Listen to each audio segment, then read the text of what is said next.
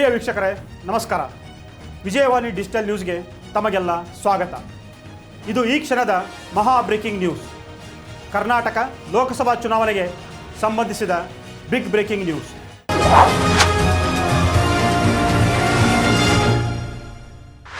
ಈ ಬಾರಿ ಕರ್ನಾಟಕದ ಲೋಕಸಭೆ ಚುನಾವಣೆಯಲ್ಲಿ ಮಹಾ ಬದಲಾವಣೆ ಆಗಲಿದೆ.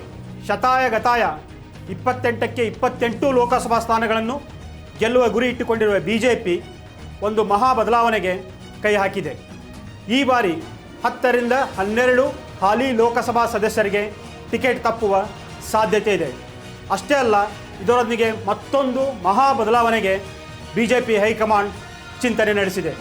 ಅದೇನೆಂದರೆ ಅದೇ ಈ ಕ್ಷಣದ ಮಹಾ ಬ್ರೇಕಿಂಗ್ ನ್ಯೂಸ್.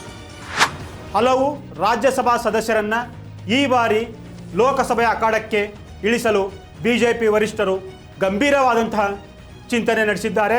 ಹಾಗಾದರೆ ಈ ಬಾರಿ ಲೋಕಸಭಾ ಅಖಾಡಕ್ಕೆ ಇಳಿಯುತ್ತಿರುವಂತಹ ಆ ರಾಜ್ಯಸಭಾ ಸದಸ್ಯರು ಹಾಗೂ ಕೇಂದ್ರ ಸಚಿವರು ಯಾರು, ಹಾಗೂ ಈ ಬಾರಿ ಕರ್ನಾಟಕದಲ್ಲಿ ಟಿಕೆಟ್ ವಂಚಿತರಾಗುವಂತಹ ಲೋಕಸಭಾ ಸದಸ್ಯರು ಯಾರು, ಇದೇ ಈ ಹೊತ್ತಿನ ಮಹಾ ಬ್ರೇಕಿಂಗ್ ನ್ಯೂಸ್.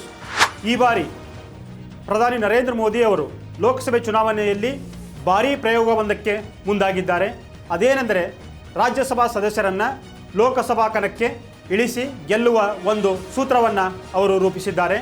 ಇದರ ಭಾಗವಾಗಿ ಕರ್ನಾಟಕವನ್ನು ಪ್ರತಿನಿಧಿಸುತ್ತಿರುವಂತಹ ಕೇಂದ್ರ ಸಚಿವರಾದಂಥ ನಿರ್ಮಲಾ ಸೀತಾರಾಮನ್ ಅವರು ಈ ಬಾರಿ ಲೋಕಸಭೆ ಚುನಾವಣೆಗೆ ಧುಮುಕುವ ಸಾಧ್ಯತೆ ಇದೆ. ಕೇಂದ್ರ ಸಚಿವರಾದಂಥ ನಿರ್ಮಲಾ ಸೀತಾರಾಮನ್ ಅವರು ತಮಿಳುನಾಡಿನ ತಿರುಚಿ ಲೋಕಸಭಾ ಕ್ಷೇತ್ರದಿಂದ ಸ್ಪರ್ಧೆ ಮಾಡುವ ಸಾಧ್ಯತೆ ಇದೆ. ಈಗಾಗಲೇ ಪಕ್ಷದ ಹೈಕಮಾಂಡ್ ಈ ಬಗ್ಗೆ ಅವರಿಗೆ ಸುಳಿವು ಕೊಟ್ಟಂತೆ ಕಾಣಿಸ್ತಾ ಇದೆ. ಜೊತೆಗೆ ಕೇಂದ್ರ ಸಚಿವರಾದಂಥ ರಾಜೀವ್ ಚಂದ್ರಶೇಖರ್ ಅವರು ಕೂಡ ಈ ಬಾರಿ ಲೋಕಸಭಾ ಅಖಾಡಕ್ಕೆ ಧುಮುಕುವ ಸಾಧ್ಯತೆ ಇದೆ. ಅವರು ಕೇರಳದ ತಿರುವನಂತಪುರ ಲೋಕಸಭಾ ಕ್ಷೇತ್ರದಿಂದ ಸ್ಪರ್ಧೆ ಮಾಡುವ ಎಲ್ಲ ಸಾಧ್ಯತೆಗಳು ಗೋಚರಿಸ್ತಾ ಇವೆ. ವಿದೇಶಾಂಗ ಸಚಿವ ಕೆ ಜಯಶಂಕರ್ ಅವರು ಕೂಡ ಈ ಬಾರಿ ಲೋಕಸಭಾ ಅಖಾಡಕ್ಕೆ ಇಳಿಯುವ ಸಾಧ್ಯತೆ ಇದೆ. ಅವರು ಬೆಂಗಳೂರು ದಕ್ಷಿಣ ಲೋಕಸಭಾ ಕ್ಷೇತ್ರದಿಂದ ಸ್ಪರ್ಧಿಸುವ ಒಂದು ಚಿಂತನೆಯನ್ನು ನಡೆಸಿದ್ದಾರೆ. ಈಗಾಗಲೇ ಹೈಕಮಾಂಡ್ ಕೂಡ ಈ ಬಗ್ಗೆ ಗಂಭೀರವಾದಂಥ ಒಂದು ಸಮಾಲೋಚನೆಯನ್ನು ನಡೆಸ್ತಾ ಇದೆ.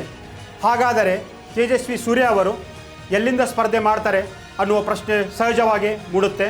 ತೇಜಸ್ವಿ ಸೂರ್ಯ ಅವರು ಮಂಗಳೂರು ಲೋಕಸಭಾ ಕ್ಷೇತ್ರದಿಂದ ಸ್ಪರ್ಧಿಸುವ ಆಕಾಂಕ್ಷೆಯನ್ನು ವ್ಯಕ್ತಪಡಿಸಿದ್ದಾರಂತೆ.